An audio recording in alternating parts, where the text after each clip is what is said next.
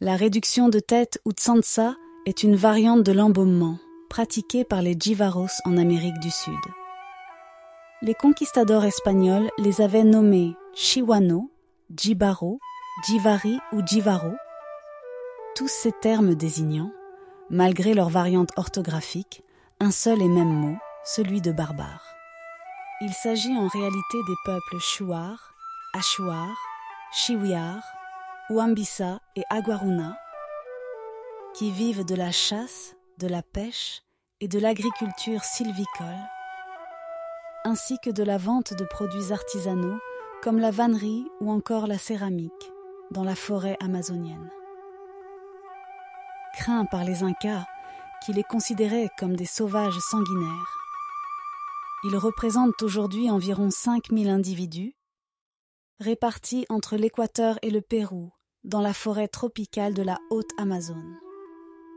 Malgré la répression sévère pratiquée par les deux pays, la tsansa n'a jamais été totalement éradiquée, bien qu'elle se soit considérablement raréfiée.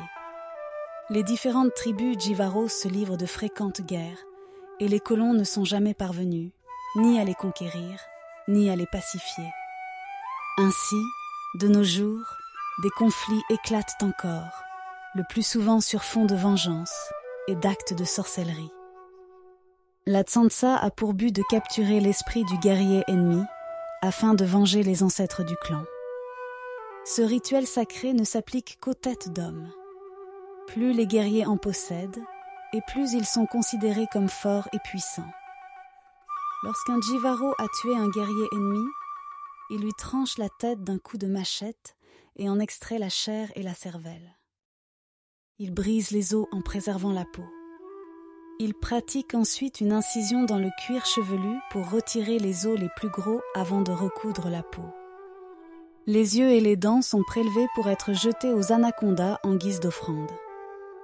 Il plonge ce qui reste de la tête dans une mixture faite de plantes de la forêt et le laisse macérer 3 ou 4 jours, durant lesquels ont lieu une série de danses et d'incantations magiques.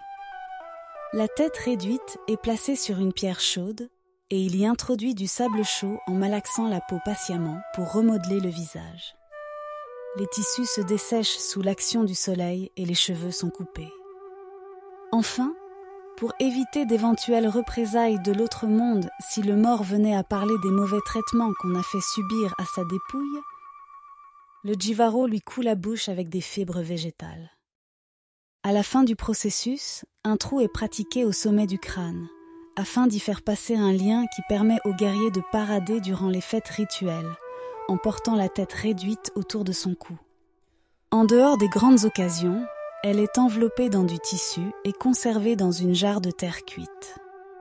À partir du XIXe siècle, les Jivaros ont commencé à troquer leurs têtes réduites contre des armes et diverses marchandises.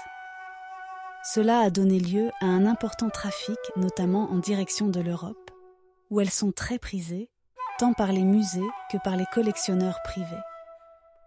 Pour cette raison, il existe un certain nombre de contrefaçons en circulation.